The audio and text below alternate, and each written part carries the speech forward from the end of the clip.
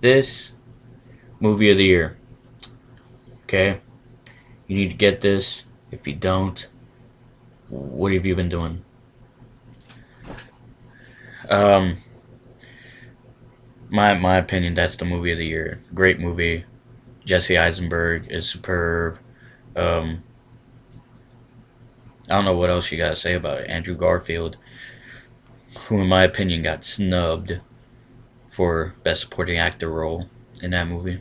So, um, I don't know, if you don't have it, you need to own it. It's one of the best DVDs of the year. One of the best movies I've ever seen. So, okay, on to Elimination Chamber. Um, as I turn up the TV because the shine's going on. Um, pretty apparent of how this is already gonna go. Um,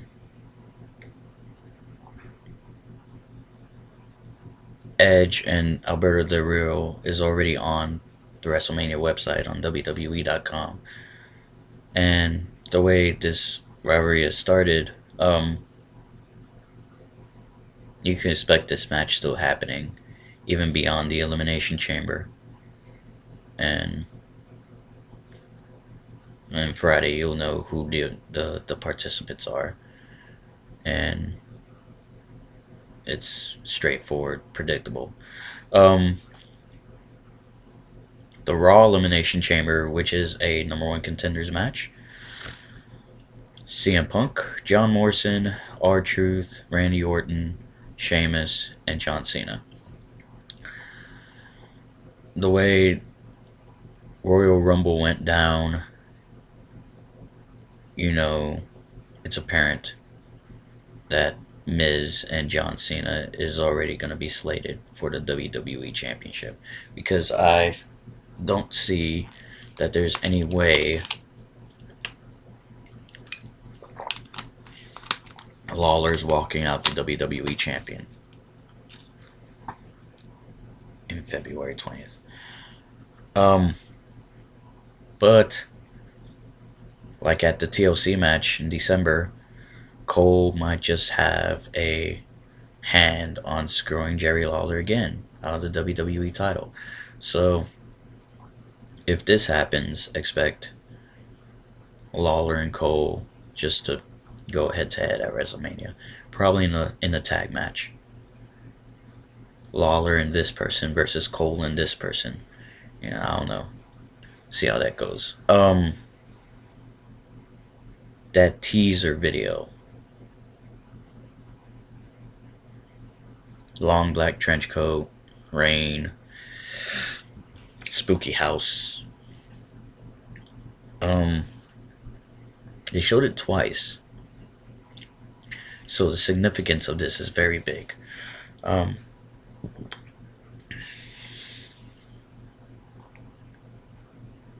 Rumors have already been going around. I've already seen fan-made posters. Even one fan-made poster mocking not mocking, but in the spirit of the Dark Knight teaser posters. But you already know who I'm talking about. I don't need to explain it to you, because, you know, it's been through here for probably no more than 48 hours after that promo aired, after that promo video aired. And now that you saw Nash and Booker T now in WWE and with signed contracts, and on the other side you have Angle and Steiner, there's only one person left off in the main event Mafia equation, if you know what I'm saying. In a speculated matchup that could happen or could not, I mean,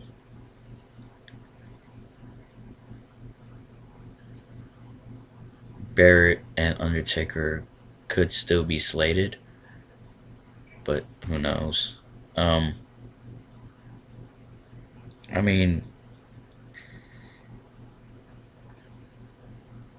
if we didn't have, dirt sheets or anything like that, we would be so so unexpected with wrestling.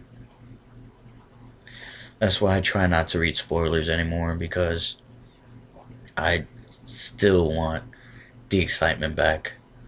I try, but the older you get, the more you want that stuff, but it doesn't happen as often as you think it would. Um, except for the fact that Del Rio won the Royal Rumble. I Even though it was his destiny, it was still, I didn't think he was gonna win. I was for Morrison all the way, but it's still a new face. It's not an established name. It's a person who could possibly win at WrestleMania, and it could happen. I mean, we haven't had that since Undertaker won it in WrestleMania 23. A point that's probably been alluded to a lot of times, even before I made this video. But,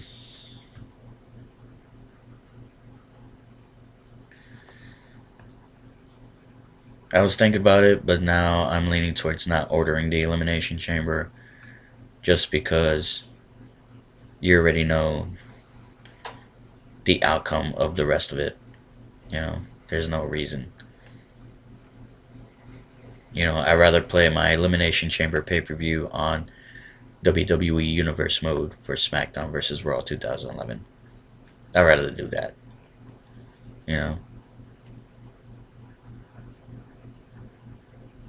But it's whatever. I mean, you already know Edge and Del Rio and Cena versus Miz, both for respective titles, is already set in stone. Even before this pay-per-view is even on. Before this pay-per-view, has even a basic card to work with. I mean,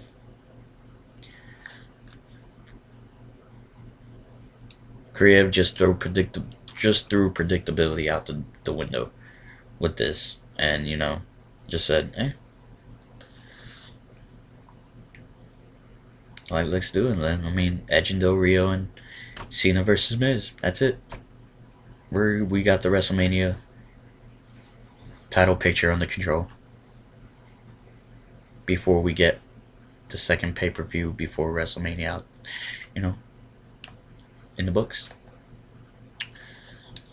It's whatever. I mean, after the Royal Rumble, you've already saw it coming a mile away, and after Monday, it was basically set in stone. Even before the pay-per-view is aired, it's already set in stone.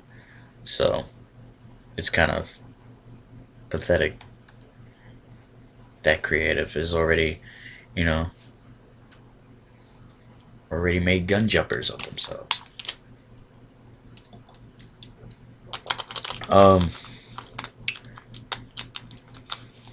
What else am I gonna say? Well,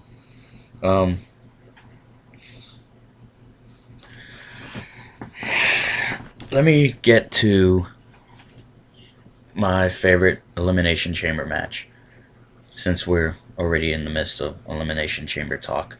A lot of people will probably say it's the first one because Shawn Michaels won it, but it's the one in Puerto Rico. I probably posted a video about this before, but it's the one in Puerto Rico, New Year's Revolution. It was Batista, Chris Benoit, Chris Jericho, Triple H, Randy Orton, and Edge, with Shawn Michaels as the guest referee. That was 40 plus minutes of destruction personified. I mean, this was at the time where the crowd was so behind Batista, and that was when the changing of the guard was starting between Orton and Cena. No, I was wrong on that. The changing of the guard between Orton and Batista. My bad. Um, that was happening, and Triple H became 10-time champion. It was a vacated title, and it was just insane. It was a great match, top and bottom. You know, everybody, I mean, they made Batista look like a monster, which it was insane. You know, Benoit did his crazy shit. Triple H bled like a pig. You know, that was just crazy. I still have the DVD and the post-match interviews. They interviewed every person after the Elimination Chamber match, which was a great special feature to have. I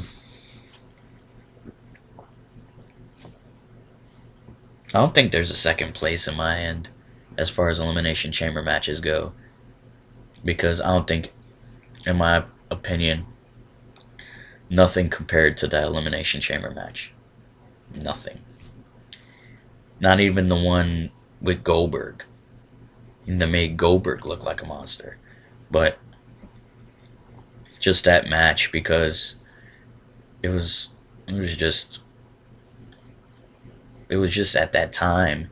You know, you had 6 of Raw's biggest superstars at that time just fighting for that title, and it was just the stories leading up to that. You know, every superstar in that match had a story.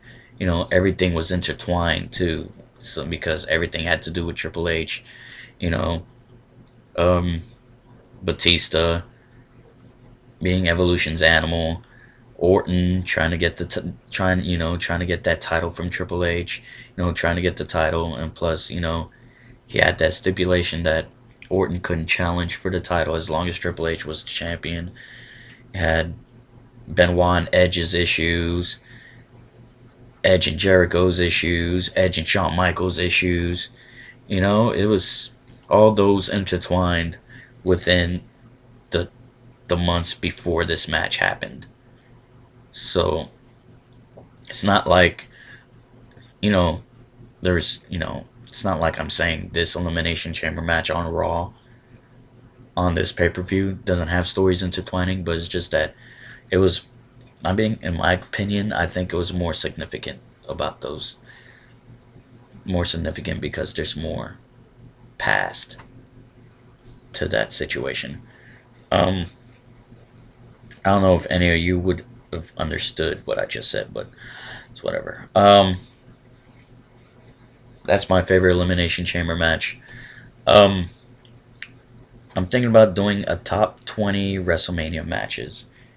Best WrestleMania matches. It could be in a couple of days. It could be tomorrow. Who knows? I just want to write some stuff down. And I think I'm going to rewatch the WrestleMania anthology, you know, and just basically go from match to match and see, you know, what are my top 20. Because I could probably think of 10 right at the top of my head right now. So, alright, I guess I'm done. I'll catch y'all on the flip side. Later.